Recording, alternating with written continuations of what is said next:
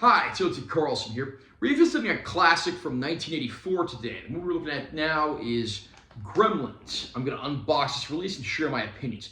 This is the Best Buy exclusive Steelbook release of the film. Great cover art there with the title of the film, the things you're not allowed to do with your gremlin, and of course a shot of Gizmo right there. There's our spine text. On the back we've got a transformed gremlin who, of course, is wielding a chainsaw. Inside the package we have a shot of Gremlins wreaking havoc at one of the small town bars in the film. Here is our 4K Ultra High Def release of the movie. And then we have a Blu-ray copy included in here as well. I believe this is identical to the previously released Blu-ray disc. This film was produced by Steven Spielberg and directed by Dante. Dante, of course, previously directed the film Piranha, as well as several episodes of the TV series Police Squad, which was eventually adapted into the Naked Gun franchise. In the 1990s, he would direct the film Small Soldiers. In Gremlins, Will Pelzer lives in a small town where he works at a bank and, of course, loves one of the girls he works with. His father is an eccentric inventor who's regularly going on business trips, and he brings back a very strange Christmas present for his family, a mogwai, which is a strange creature that he is affectionately named Gizmo. Now, he was given 3 warnings by the person who sold him Gizmo. Don't feed him after midnight, don't let him get wet, and don't expose him to sunlight. You can probably guess what happens next. And of course, what happens is plenty of gremlins wreaking havoc in town, and there's plenty of chaos to go about, and it's up to Will and his friends to fight back and stop the invasion.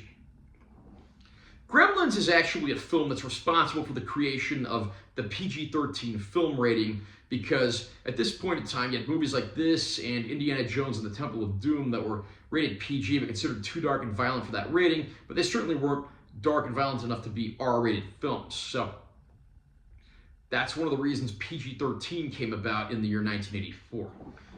This is a fantastic film. It's very dark at times, but never without a sense of humor.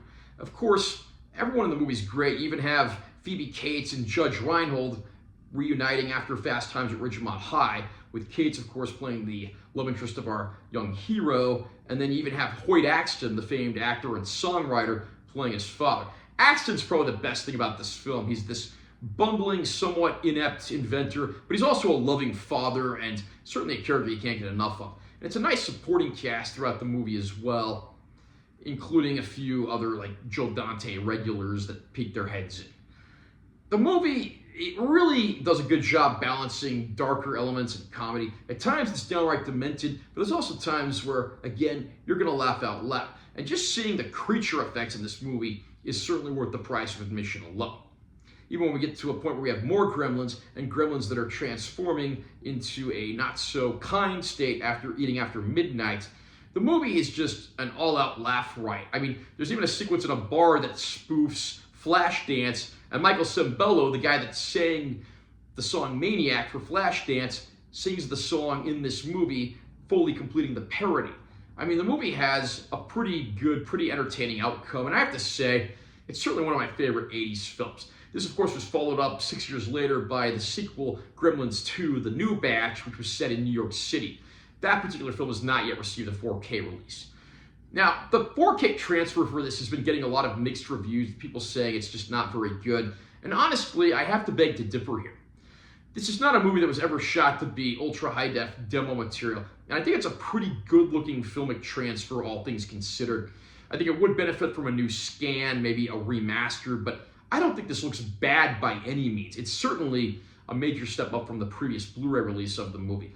I am not disappointed with what I see here. Could the movie look better? Probably. But as is, this is a step up from the Blu-ray, and I'm not unhappy with it.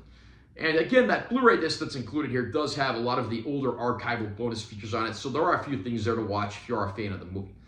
I had a blast revisiting Gremlins, and despite what a lot of people may be saying, I was not disappointed with this 4K transfer. Would have been nice to get some more bonus features, but I am glad to see some of the archival stuff pop up on the Blu-ray.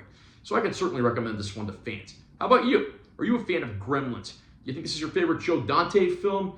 Do you think it's the better film, or do you prefer the sequel, Gremlins 2, The New Batch? Comment down below and let me know what you think. Also, remember to subscribe to this channel for more comics. I'm always posting new videos, and make sure you give this one a like if you found it helpful. I'm Taylor T. Carlson. I'll see you next time.